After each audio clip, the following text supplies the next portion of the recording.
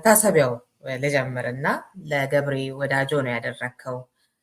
ለለማ በገበያ፣ ለለማና ዘመዶቹ፣ ለለማ በትምህርት ቤት ደራሲ እና መታሰቢያው መጀመሪያ ሳነብ ገና ያው ወደ ውስጥ ሳልገባ በፊት ለምንድን ነው ያደረገው አሌክስ?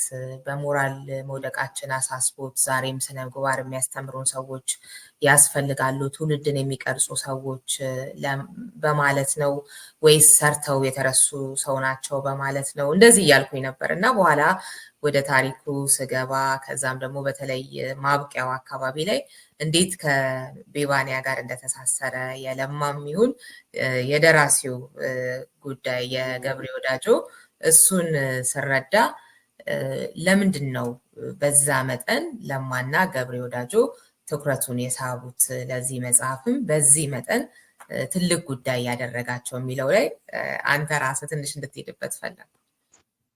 ይኸውልሽ አሁን ገብሬ ወዳጆን 84 ወይ 85 ዓመተ ምህረት ወይም ከዛ በፊት ሊሆን ይችላል አዲስ ዘመን ጓደኞቼ ብዙ ደራሲዎች ጋዜጠኛ ሆነው እዛ ገብተው ነበር አዲስ ዘመን እና በእነሱ በኩል ጽሁፍ ማቅረብ ጀምሬ ነበር 85 86 87 እና ልክ እንደ ጋዜጠኛ ነበር ራሴን ግዳጅ ውስጥ ከትቼ ስሰራ የነበረው። ያኔ ከቱሪስት ሆቴል በታች አሁን ኢክላስ ህንፃ የተሰራበት ላይ ገብሬ ወዳጆን አግኝቻቸዋለሁ። የመጨረሻ ህይወታቸውን ያየሁት እኔ ነኝ ብዬ ነው የማስበው። ሌላ ሰው ማንም አላየሁም። እዛ አካባቢ ትናንሽ ኑሮ የሚኖሩ ትናንሽ ስራ የሚሰሩ ሰዎች እየረዷቸው ነበር የሚኖሩት። መርዳት አይደለም የሚበሉትን ትንሽ በቀን አንዴም ቢሆን እንዲቃመሱ የሚያደርጓቸው እነሱ ነበሩ። በዚህ ላይ የሚኖሩበት ቤት የቀበሌ ነው።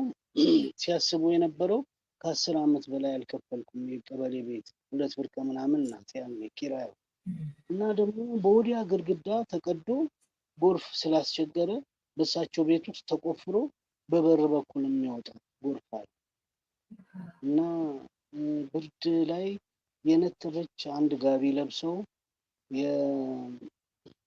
የሳር ፍራሽ ላይ መሬት የሳር ፍራሿን በስብስ አለች። እንዴት እንደሚተኙባት ሁሉ አላስብም።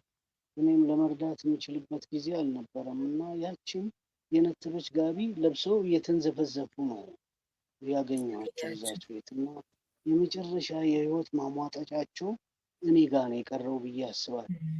ለረጅም ዘመን እሱን ሳስብ ነበር እና እንደውም አንዳንድ ህመም እና ወቀሳ ስለሚሆንብኝ መጽሐፋቸውን ከቤት አውጥቼ ለልጆች ሰጥቻለሁ እና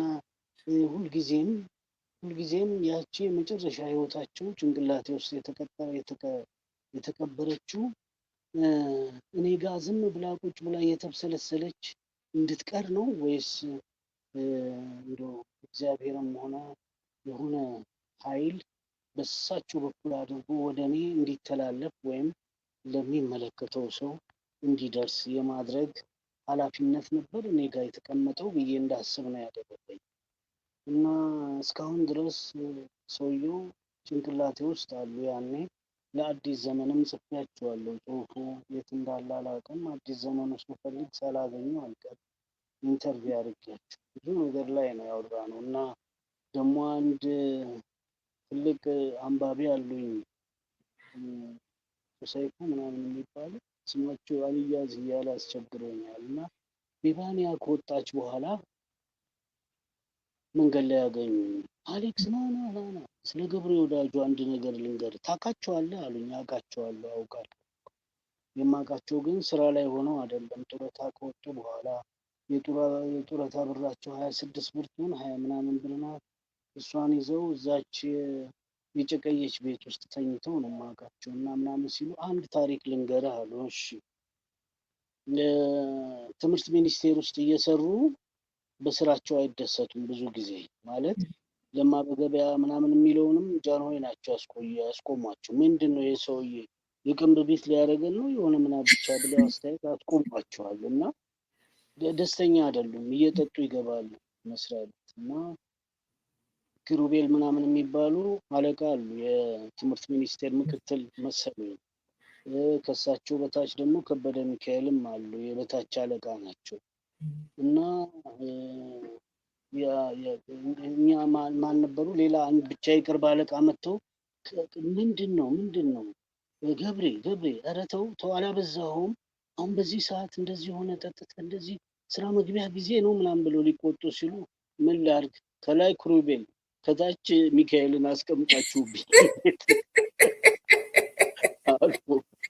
አሉ ቀደም ያውቃሉ ማለት ነው አሉ ብሎ ነገሩኝ እና ደስ ይላል ከላይ ኪሩቤል ተቀምጧል ኪሩቤል የገነት ጠባቂ ነው እንግዲህ አስበው ከታች ሚካኤል ሰይፍ አለ ሁለቱም ሰይፍ ነው ያላቸው ከታች ደግሞ ከበደ ሚካኤል አሉ ሚካኤል ከሳቸው የመጣ ነው እና በእነሱ መሃል ሆኜ ምን ልሁን አሉ እና ለሳቸው ሲያንሳቸው ነው መታሰቢያነት ያስፈልጋቸዋል ትውልድ አንጸዋል ብዬ አስባለሁ ማንበብ አስተምረውናል መጽሐፍን በመዳሰስ ነው የምትጀምሪያት እኛ እድሉ የለንም ፈረንጆቹን አይተሽ እንደሆነ ገና 4-5 ዓመት የ5 ወር ሆነው መጽሐፍ መግለጽ ያስተምሯቸዋል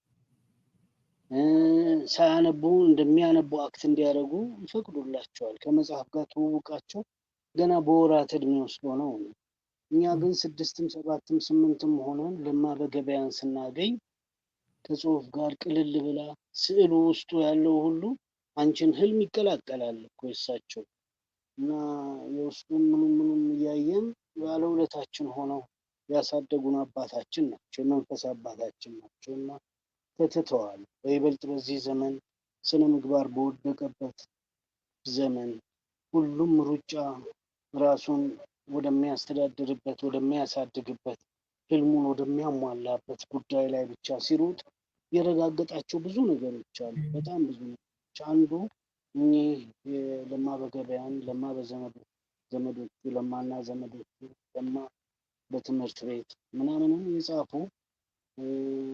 ጉምቱ አባታችንን ነው አንድ የረሳነውና የባንያ ለሳቸው መታሰቢያ ትሆናለች ታሪኩ ደግሞ ከሳቸው ስራዎች ጋር ቢወሰወስ ብዬ ያ መውደዴና ወቀሳዬ ነው ወደዚህ እንዳዘነብል ያደረገኝና አይ ቲንክ ውለታዬን ተወጥቻለሁ ባልል እንኳን ትንሽ